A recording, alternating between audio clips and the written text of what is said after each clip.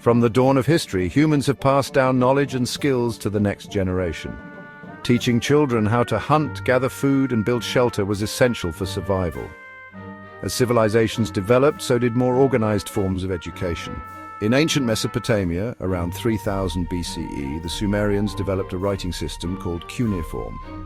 Scribes, trained in this complex script, were highly respected figures. They kept records, wrote literature, and played a crucial role in the development of Mesopotamian culture. In ancient Egypt, education was closely tied to religion and the pharaoh's power. Schools were often attached to temples, and priests played a significant role as teachers. Egyptian children learned hieroglyphics, mathematics, astronomy, and religious rituals. While formal schools existed, most learning in ancient times happened within families and communities. Children learned by observing, imitating, and gradually taking on responsibilities within their social group.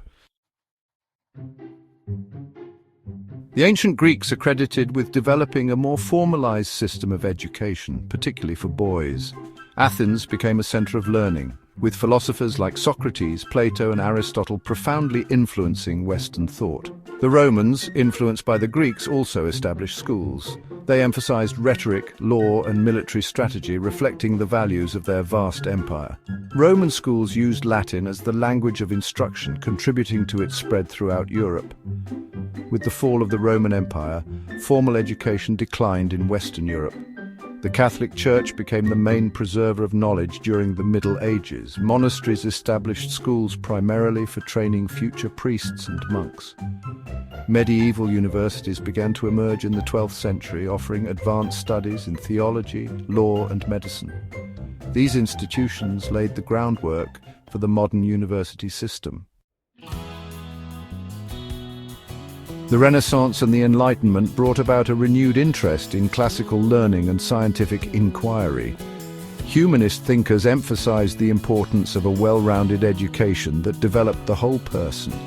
The invention of the printing press in the 15th century revolutionized education. Books became more affordable and accessible, leading to wider literacy and the spread of new ideas. During the 19th century, many countries began to establish public education systems. This movement was driven by a belief in education as a fundamental right and a key to social progress. Industrialization also created a demand for a more educated workforce. Schools began to teach practical skills alongside traditional subjects. The 20th century witnessed a massive expansion of education globally.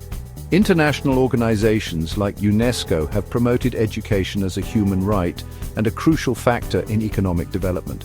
Modern education systems face numerous challenges, including ensuring equity and access for all learners, adapting to rapid technological advancements, and preparing students for the demands of a globalized world.